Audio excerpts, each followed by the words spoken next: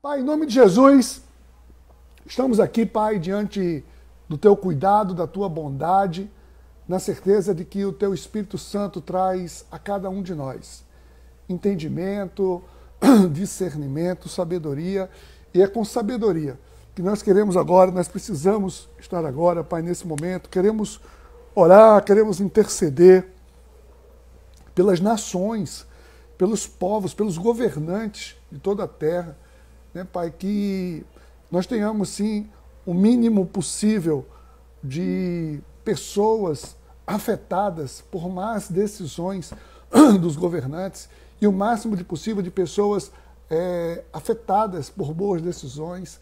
Então pedimos discernimento a todos os governantes, mas queremos orar também por cada pessoa que está aqui conosco, por cada lar, cada família, que Tu és o nosso protetor.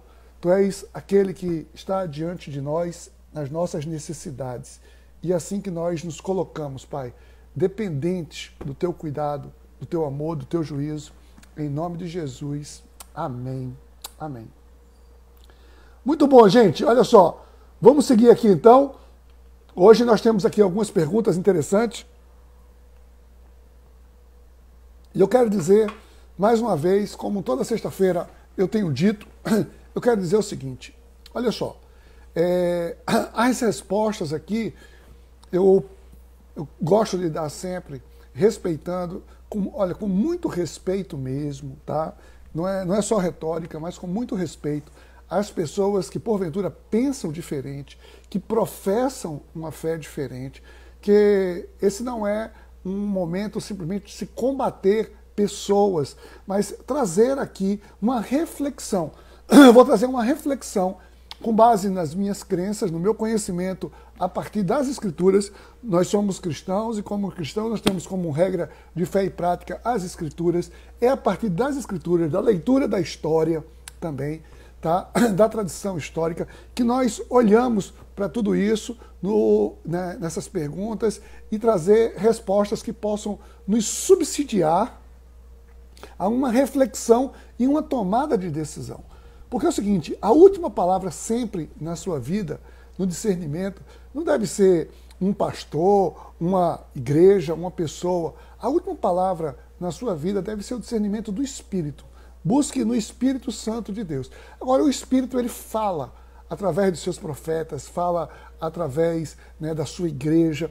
Então, é nesse sentido que nós estamos aqui, nesse propósito de perguntas e respostas, não para bitolar ninguém, não para aqui fazer manipulação de pensamentos e de ideias, absolutamente.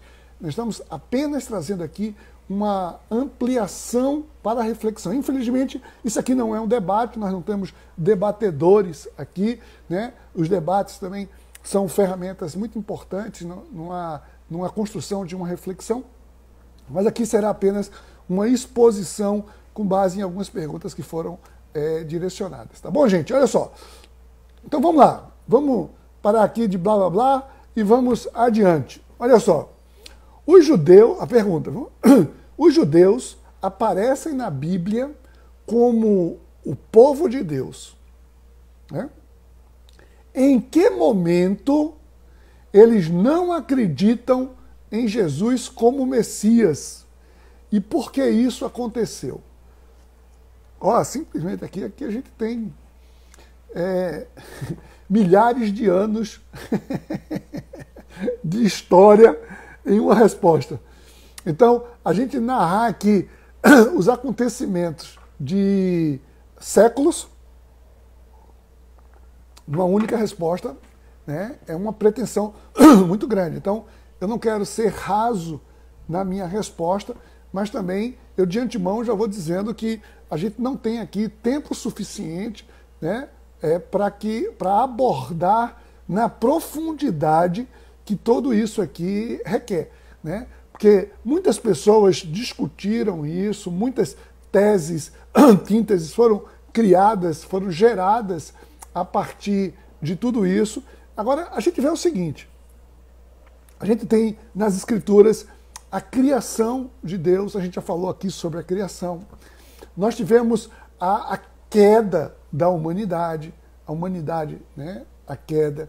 Tivemos, depois, Deus decidiu o seguinte, não, vamos fazer o seguinte, vamos organizar essa bagunça aqui. Né? Depois Deus disse assim, ó, Deus mandou para uma arca da salvação. Vamos começar aqui a civilização de uma outra maneira. Deus sempre na sua tentativa. E aí, o livro de Gênesis mostra no capítulo 12 que Deus estabeleceu uma aliança com um homem chamado Abraão. Tá? Então, nessa aliança, eu vou até ler aqui esse versículo. Olha só, em Gênesis, no capítulo 12, se você tiver com a sua Bíblia aí e quiser anotar, Gênesis 12, dos versos 1 a 3, Deus disse o seguinte, então o Senhor disse a Abrão, saia da sua terra, do meio dos seus parentes e da casa do seu pai, e vá para a terra que eu lhe mostrarei. Farei de você um grande povo e o abençoarei. Tornarei famoso o seu nome e você será uma bênção. Abençoarei os que o abençoarem e amaldiçoarei os que amaldiçoarem. Por meio de você, todos os povos da terra serão abençoados. Vê, por meio de você, né? Por meio de você, todos os povos da terra serão abençoados. Então, aqui já tira uma imagem equivocada que muitas pessoas tinham de que Deus só se importava com o povo hebreu. Isso não é verdade. Deus estabeleceu uma aliança com o povo para que, a partir daquele povo, aquele povo desse testemunho do poder de Deus para todas as nações. A partir dali, todas as nações seriam abençoadas. Esse é o plano de Deus desde o início, certo? Todas as nações seriam abençoadas a partir ali, daquela aliança que ele fez com Abraão. Tá? Então, ali foi o povo hebreu, começaram a ser chamado de povo hebreu. Depois, aí tem uma longa história, né? O povo hebreu veio ser chamado de judeu, porque era os descendentes de Judá, da tribo de Judá, que é a tribo de Judá que viria o Messias. Então, veio daí o judaísmo, e também porque eles se estabeleceram na Judéia, tá? Então tem todo um contexto, nomenclatura, mas eles eram, por formação ali, o povo hebreu, né? Eles eram o povo hebreu originalmente, tá? Então, acontece que todos os povos, o ser humano tem uma sede de Deus. Todo mundo, né, qualquer que seja, o povo tem uma sede do transcendental, tem uma sede do espiritual. Ora, nós somos espírito. Nós somos um espírito que habita no corpo. Então, essa sede do transcendente, né, ela é natural de toda a humanidade. Então, em todos os povos, línguas, raças, nações, em todos os cantos da terra, sempre existiu uma busca da espiritualidade.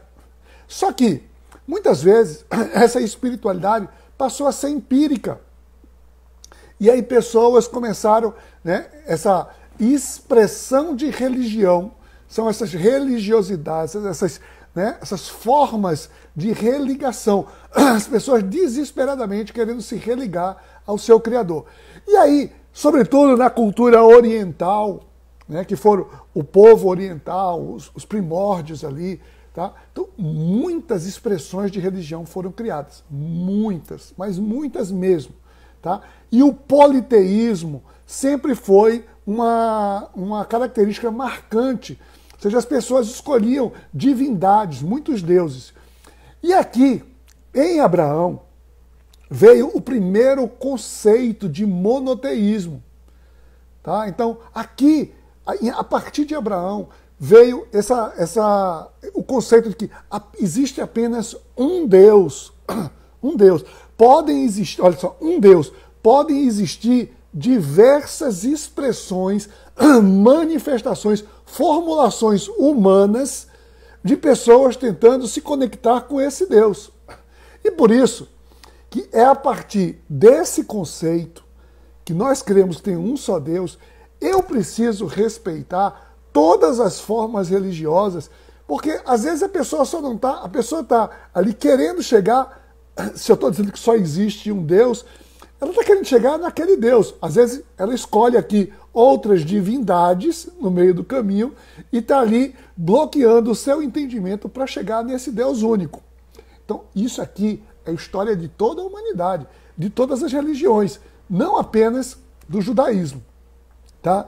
E acontece que o judaísmo ele tinha esse objetivo de mostrar para as nações e sempre o discurso de que viria sim um Messias, ou seja, essa redenção aconteceria, né, que Deus ele iria providenciar a sua justiça divina, ou seja, então todos os povos precisavam, ou seja, era sempre um testemunho para todos os povos, um testemunho sempre buscando arrependimento, sempre buscando voltar a face para o Deus verdadeiro.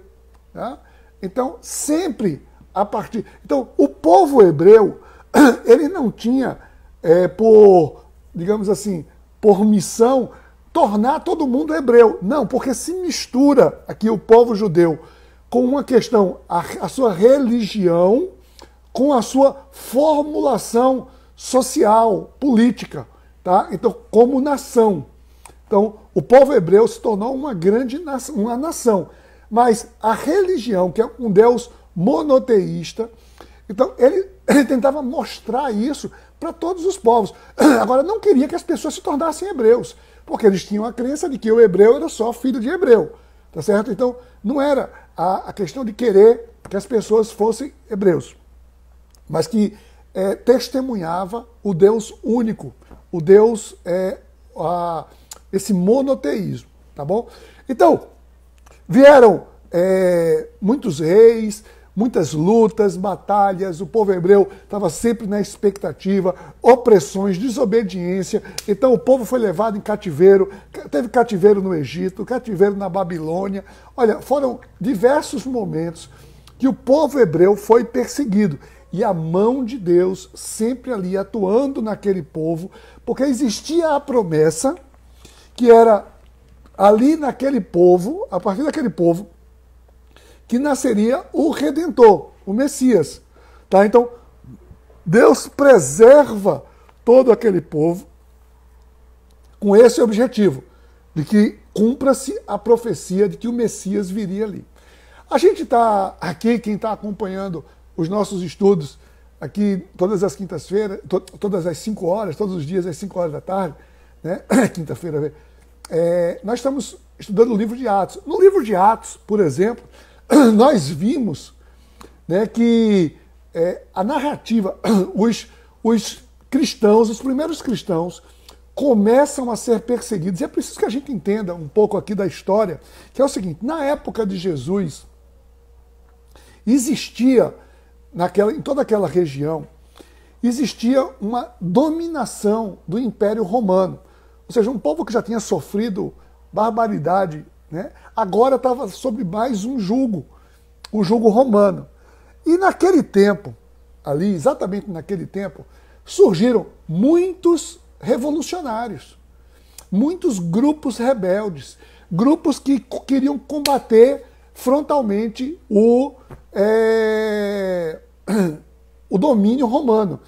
E com isso, com esse combate, muitos focos, muitos grupos de rebeldes foram criados. Muitos apelavam para a sua questão cultural e religiosa na expectativa de que o Messias, ele virá para destronar o opressor. Então, eles estavam ali na expectativa da vinda de um Messias guerreiro que iria lutar. Então, eles se armam como rebeldes. E foram muitas pessoas naquela época, você não ouve falar, porque é aquele negócio, né? A gente não ouve falar porque tem gente que entra para a história porque foi relevante, e outros não foram relevantes. Mas muitas pessoas se levantavam dizendo ser o Messias, muitas pessoas se levantavam. E o povo judeu ali, sobretudo os religiosos na Judéia, eles viviam uma espécie de... Deixa eu ver se eu acho uma palavra bonita aqui.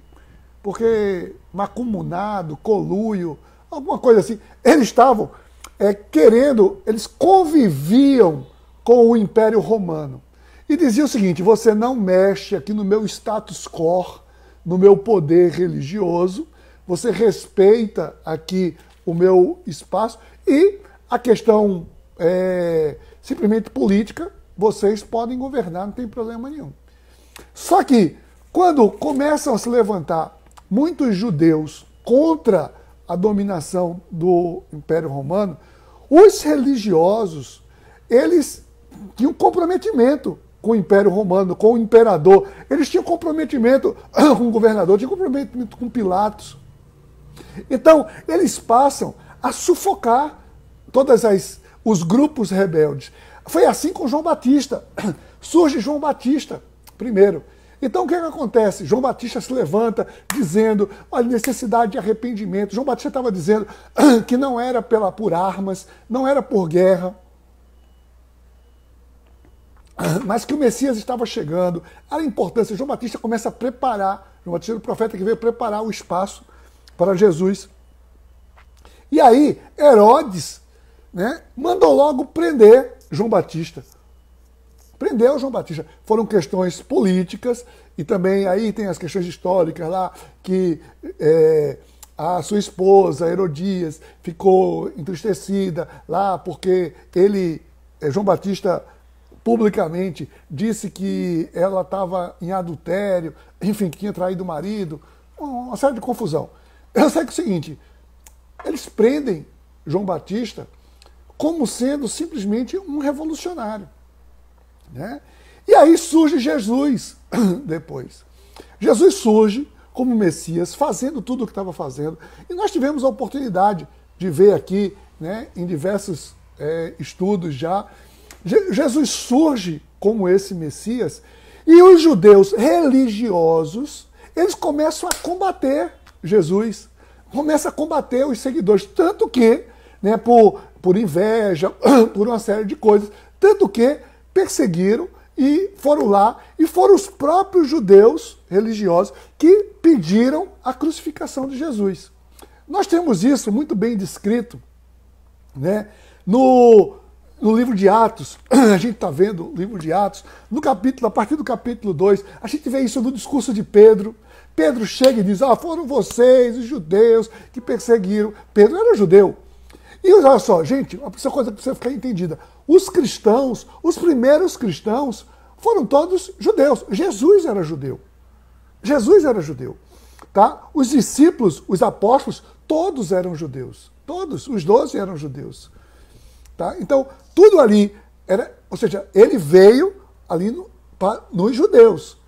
Tá? Então, o discurso, né, que Pedro fala, depois do discurso de Estevão, a gente viu aqui também o discurso de Estevão, tá? Estevão, lá no capítulo 7 de Atos, a gente viu, Estevão quando foi preso, Estevão disse, olha, né, conta toda a história dos hebreus, conta tudo, parará, previa a vinda do Messias, tudo, pá.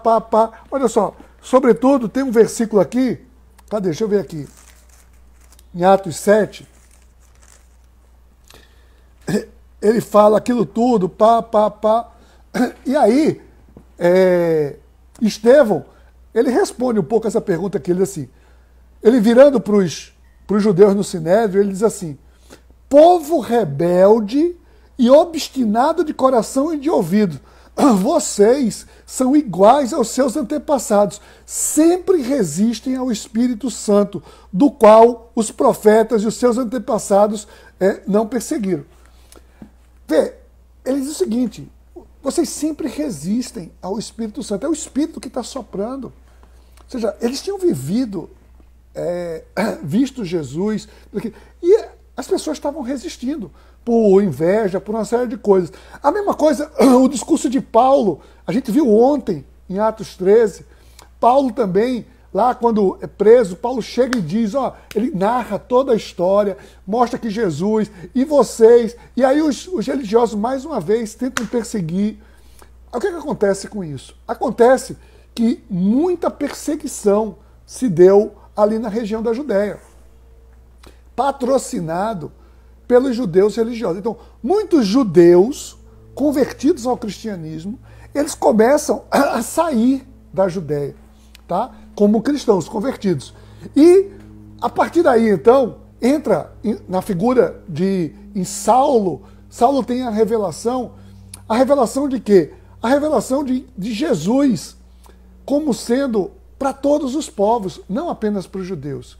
Ele era o Messias para todos os povos. Paulo entende isso e se torna apóstolo dos gentios e começa e sai da Judéia e vai pregar na Ásia Menor, na Europa, e o cristianismo sai da região da Judéia. E ali, na Judéia, vão ficando apenas os judeus tradicionais, religiosos, que não creram naquilo tudo.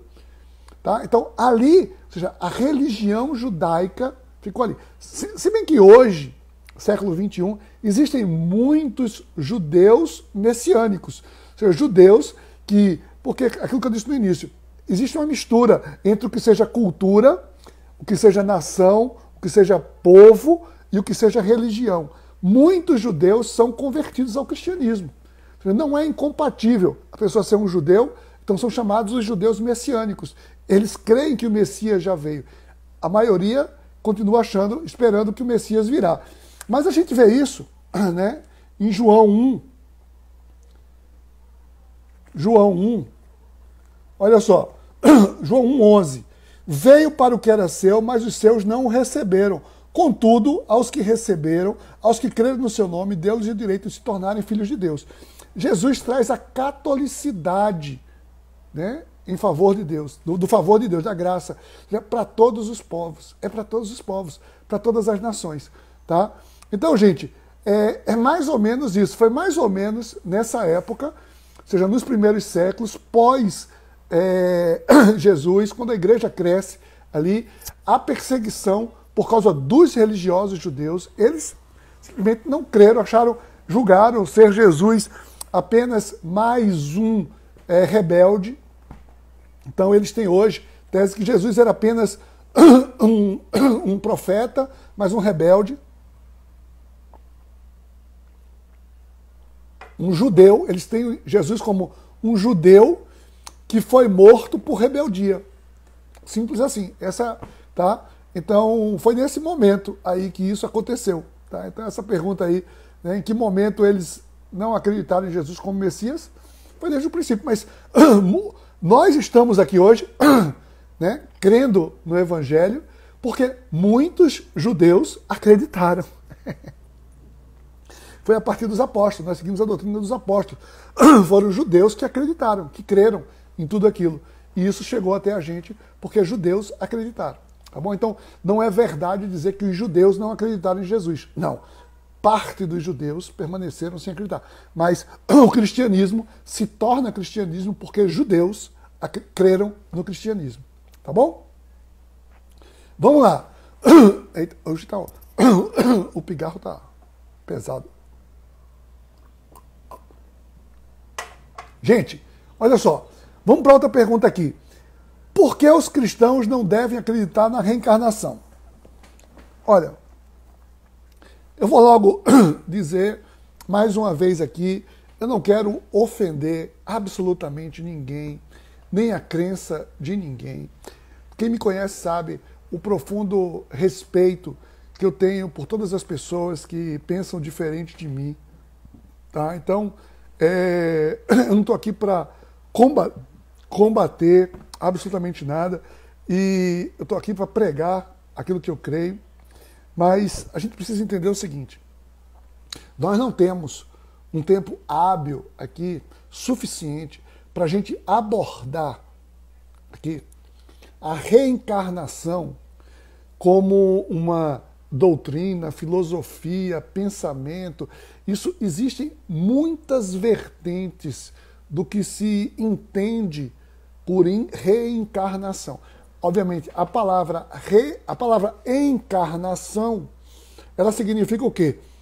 É se tornar, né? É quando um espírito entra numa carne, encarnou. Encarnou, é um corpo. Viu? Tem um corpo físico e o espírito encarna. Isso é encarnação. A reencarnação seria um espírito que, ora, quando o corpo morreu, que desencarnou, ele depois teria a possibilidade de reencarnar. Ou seja, reencarnar é encarnar pela segunda vez, ou pela terceira, ou pela quarta, enfim. Tá? Então, essa é a questão do o que se entende por reencarnação, etimologicamente falando. Estou falando aqui etimologicamente. Reencarnar é encarnar novamente. Tá bom? Então, olha, muitos povos... A gente falou antes aqui da questão do politeísmo, de muitas expressões religiosas. Então, muitos povos, muitas expressões religiosas admitem, né, acreditam em ensinos reencarnacionistas. Você vai encontrar até cristãos que se dizem crer em reencarnação. Pessoas que se dizem cristãs e acreditam na reencarnação. Tá? Isso é muito antigo, essa tese da reencarnação, essa teoria da reencarnação precede Jesus, é antes de Cristo. E é muito forte, sobretudo nas doutrinas orientais, nas religiões orientais. Tá bom? Então, esse ensino reencarnacionista. Agora, existem muitas ênfases reencarnacionistas. E eu não vou aqui, eu não sou um profundo conhecedor do reencarnacionismo. Não sou, né? Admito aqui a minha ignorância no tema, então eu vou me ater minimamente ao que eu entendo.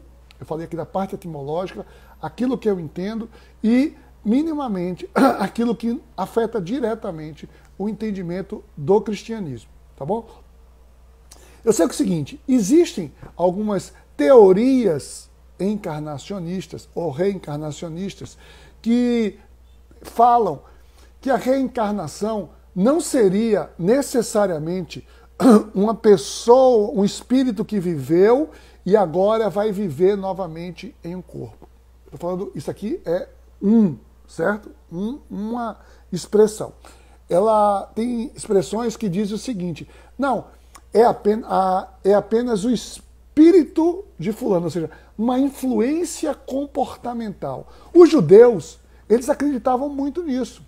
Né? Então, ele dizia assim, é a reencarnação de Elias. Não que Elias, a pessoa Elias, com todo o passado de Elias, não. Mas aquela influência, o caráter de Elias, ele agora está naquela pessoa. Então, tinha muita gente que dizia assim, aquela pessoa, e às vezes existia uma reencarnação em série.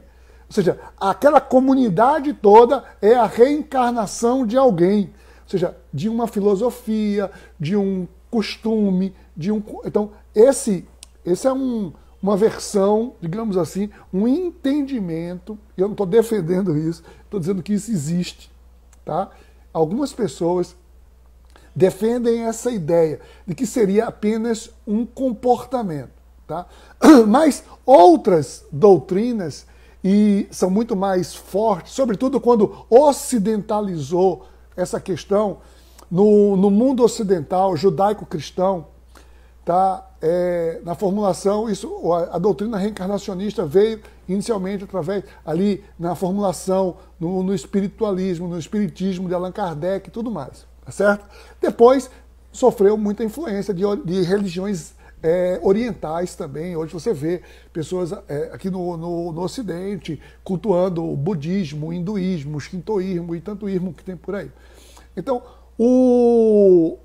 a principal tese reencarnacionista é a questão de uma punição cósmica, né, ou kármica, que é o seguinte: a pessoa desencarnou, mas ela não cumpriu, não passou por média, e tem que repetir de ano.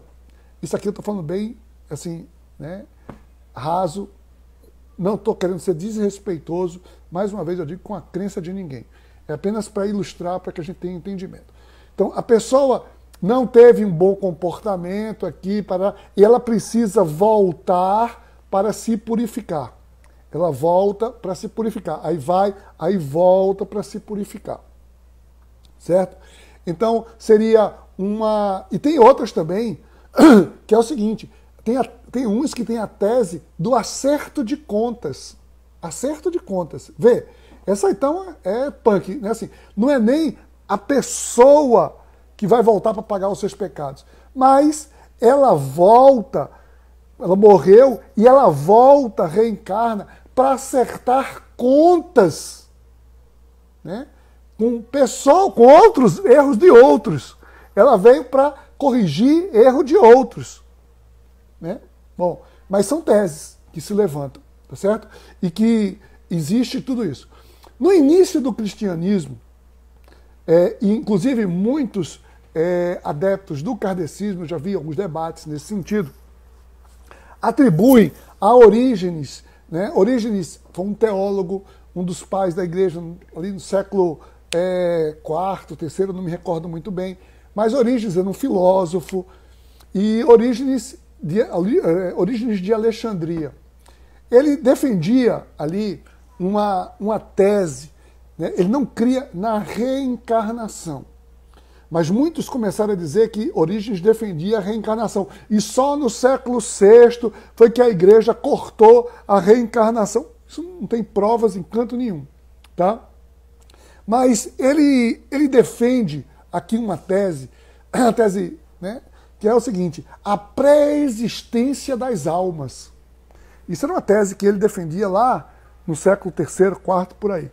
Tá? A pré-existência das almas, ou seja, as almas foram todas criadas, tinha um banco de dados de almas lá, a pré-existência. E aquelas almas que foram criadas para o mundo espiritual, que não tinham bom comportamento, elas precisavam vir aqui, tá? Por isso, porque o mundo decaído, então eles vinham para o mundo decaído.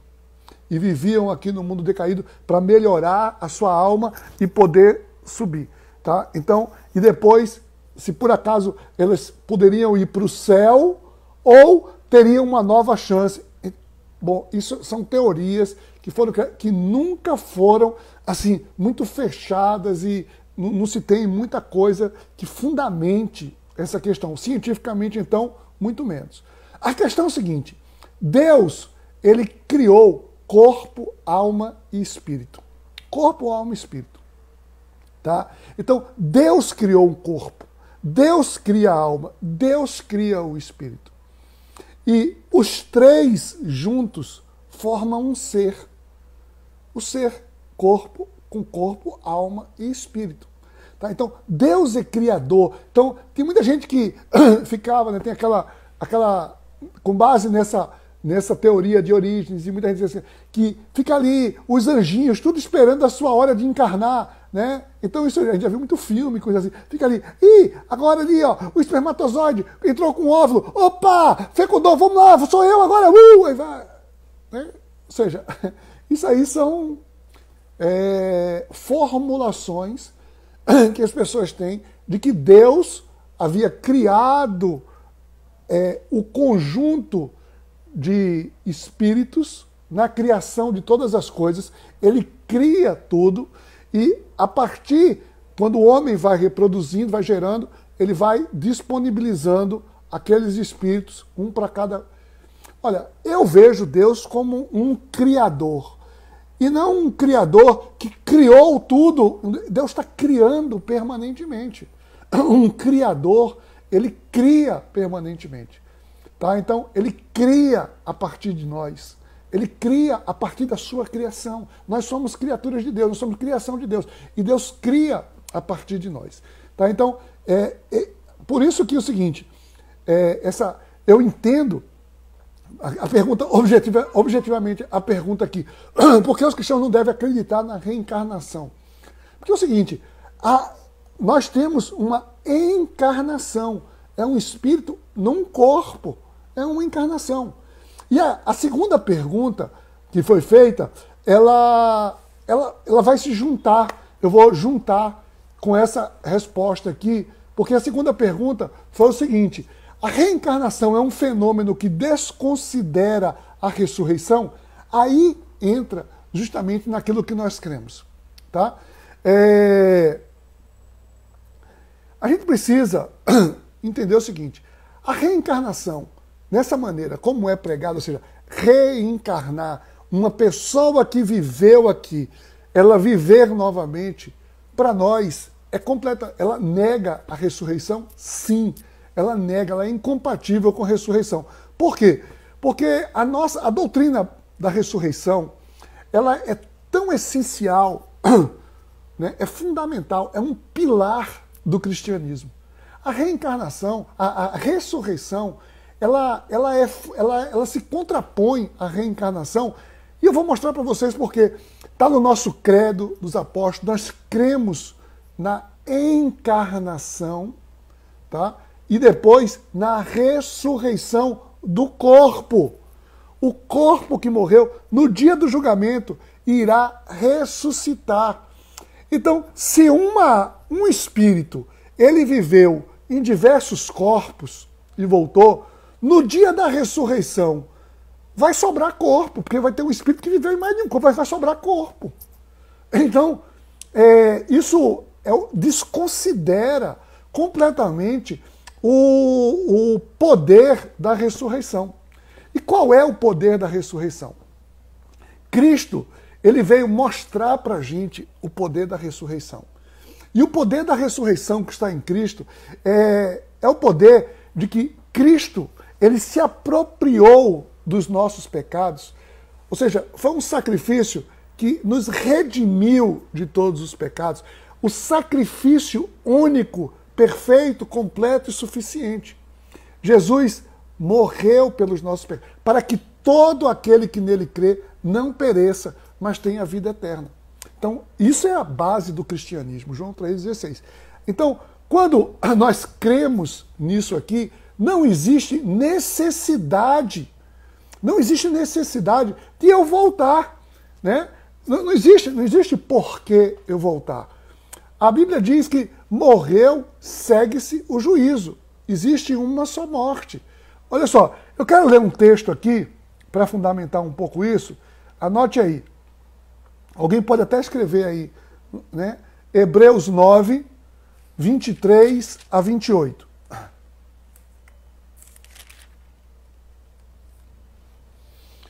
Alguém pode até escrever aqui para mim.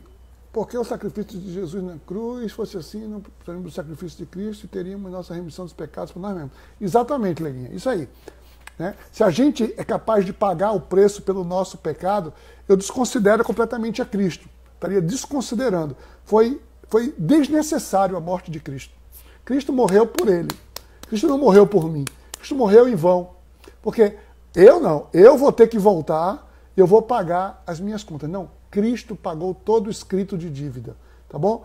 Então, acompanhe comigo aí. Alguém, se puder, escreve aí no comentário, bota aí, né, Hebreus 9, de 24 até o final, até o 27, até o 28. Tá? Olha só, eu vou ler aqui para vocês. Vê só.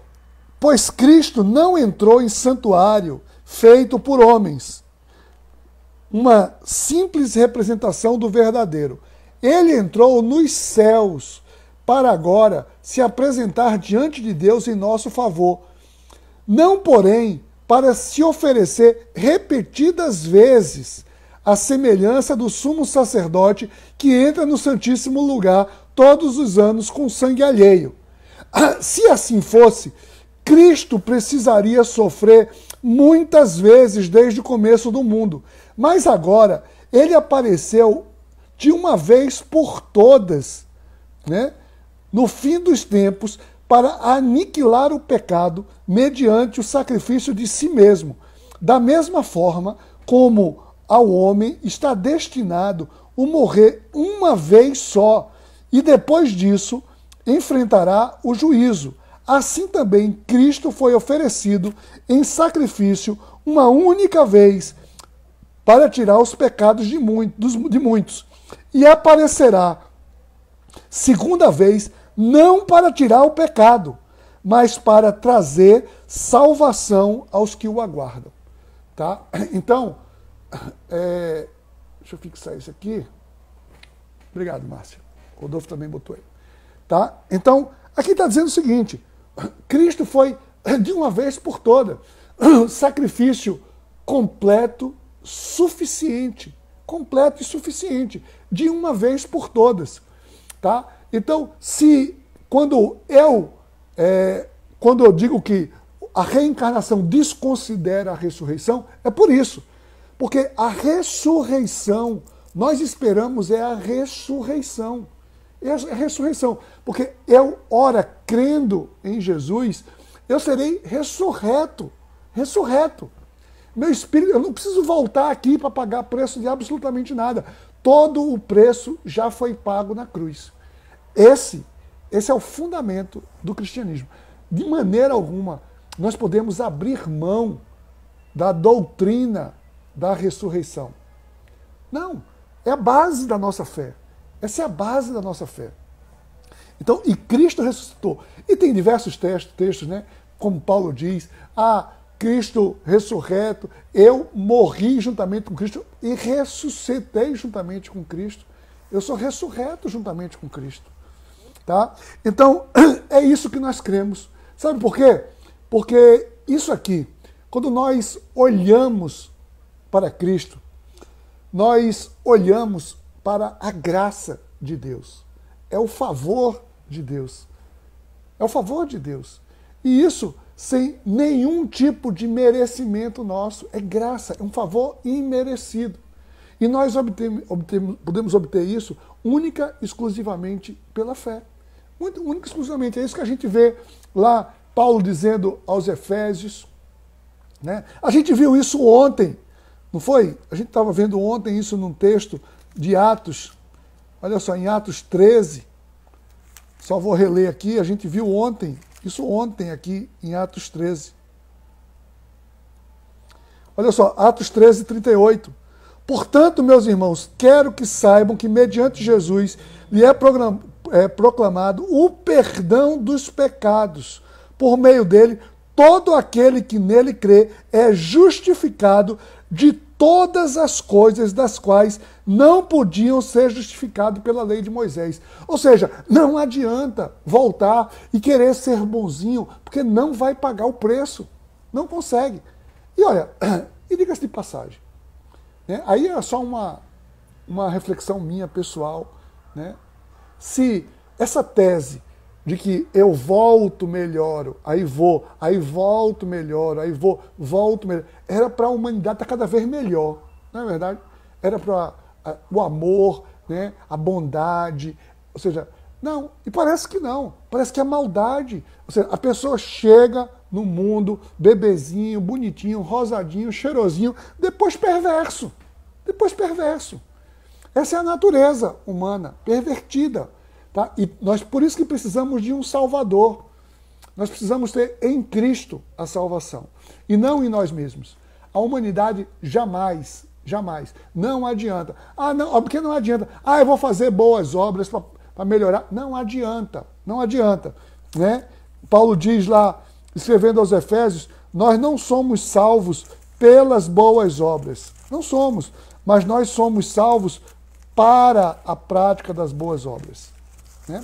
Para a prática das boas obras. Tá? Então, a qual Deus criou de antemão para que andássemos nela. É o que diz aqui, né, em Efésios 2. Certo, gente? Então, eu preciso entender que não é por mim mesmo. Não é a minha, como é que se diz? A minha atitude ou bondade. Não, absolutamente. É a de Cristo. É a graça, bondade de Cristo. Ok, gente? Bom, espero que tenha respondido aí, tirado a dúvida de quem estava com dúvida nesse aspecto. É muito importante a gente precisa estudar um pouco mais sobre isso, né? Paulo, escrevendo a Timóteo, ele diz que a gente precisa estar preparado para dar conta da nossa fé. Então é importante a gente conhecer isso. Às vezes, assim, a gente entra num ciclo de repetição muito grande de, poxa, esse assunto sempre vem, esse assunto sempre vem, mas é importante a gente ter, né, essa solidificação nesse tema para a gente nutrir a certeza, a convicção da nossa fé. Ok, gente? Então, eu quero orar com vocês agora, quero, né, agradecer a Deus por isso, agradecer pela sua graça e que nós possamos, sim, nós possamos continuar firmes na nossa missão de anunciar Jesus Cristo aos judeus, aos reencarnacionistas, a quem quer que seja que pense diferente da gente. E a melhor maneira de a gente anunciar o evangelho da salvação a essas pessoas, sabe como é? É a gente vivendo tudo isso e amando as pessoas. E nunca combatendo as pessoas que pensam diferente da gente. Precisamos amar essas pessoas e levar essas pessoas ao entendimento de tudo isso. Tá bom? Esse é o nosso papel. Pastora Márcia está aqui. Um beijo para você. Olha, vamos orar então, nesse momento. Pai, em nome de Jesus, obrigado, Senhor Deus, pelo teu cuidado, obrigado pela salvação, obrigado pela tua providência. Ó Deus, obrigado porque nós fomos atraídos por esse teu amor. Mas é de entristecer, Pai, ao ver tantas pessoas que estão tão distantes de tudo isso. Ó Pai, nós oramos, sim, por todos os povos e nações. Oramos, sim, Pai, para que os judeus, para que as pessoas que estão em outras religiões, que têm outros entendimentos, venham a ter um encontro pessoal contigo. Que o Espírito Santo, o teu Espírito Santo, possa trazer convencimento a cada uma dessas pessoas. E a cada um de nós aqui, Pai, dá discernimento para que possamos amar essas pessoas como tu nos ama. Muito obrigado, Pai, por tudo. Obrigado por essa tarde, por essa semana. Em nome de Jesus.